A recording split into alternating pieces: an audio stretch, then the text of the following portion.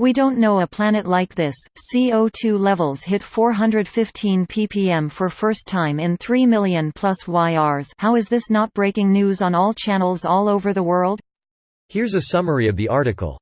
Atmospheric levels of carbon registered 415 parts per million over the weekend at one of the world's key measuring stations, a concentration level researchers say has not existed in more than 3 million years, before the dawn of human history.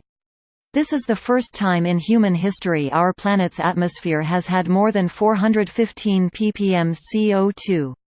Not just in recorded history, not just since the invention of agriculture 10,000 years ago. Since before modern humans existed millions of years ago. Rich Pancoast, head of the School of Earth Sciences at the University of Bristol in the UK, said that the best guess of the scientific community is that global atmospheric carbon levels have not been this high for about 3 million years. Abe Moore. The land and seas on the planet absorb and emit heat, and that heat is trapped in carbon dioxide molecules. The NOAA likens CO2 to leaving bricks in a fireplace, that still emit heat after a fire goes out. This post received a score of 117,333, with an upvote ratio of 88%. Here are the top comments in response to this article. Currently it is understood that that's not to say that we have truly avoided this warming. The warming is still there waiting, until the moment we no longer emit these sulfates. The warming is still there on the horizon.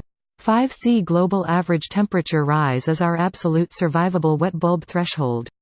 Greater than we need to act now, or our children and us alike will suffer. The question that remains now is, what are we going to do about it?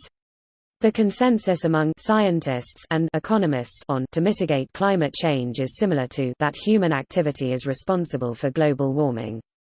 Putting the price upstream where the fossil fuels enter the market makes it simple, easily enforceable, and bureaucratically lean. There is general agreement among economists on carbon taxes, whether you consider or it is literally Econ 101. Take my loan silver, good sir. I wish your comment reached people more. Hey, thanks for the coin. With that being said, where can someone with pretty okay technical abilities go work? I'm the world's most okay field service engineer with a knack for troubleshooting. I have 2 kids that, while I love them dearly, I wholeheartedly regret bringing into this bleak future. I want to set an example for them, and I figure a good way to do that is to find a company combating climate change and try to work with them. This measurement, the Keeling curve, is simple and undeniable. A CO2 detector has been stationed atop this extinct Hawaiian volcano since the early 1960s, well away from any artificial sources which would mess up the readings.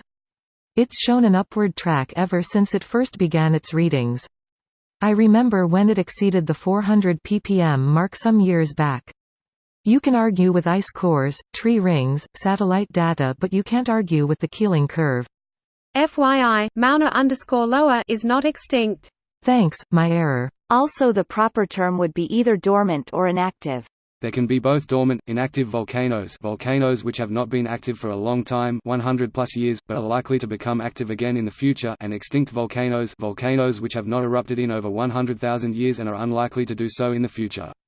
Of course, neither would apply to Mauna Loa, as it's still active. The last eruption was 34 years ago, the last eruption before that was 34 years before that, so it could erupt any day. Would the fact that this volcano erupted just 34 years ago play a factor in the carbon dioxide levels that are being detected? This video was automatically created by Reddit to speech. The article and comments in this video were selected from Reddit according to their upvotes, and any paraphrasing was performed by smmry.com, without any human intervention.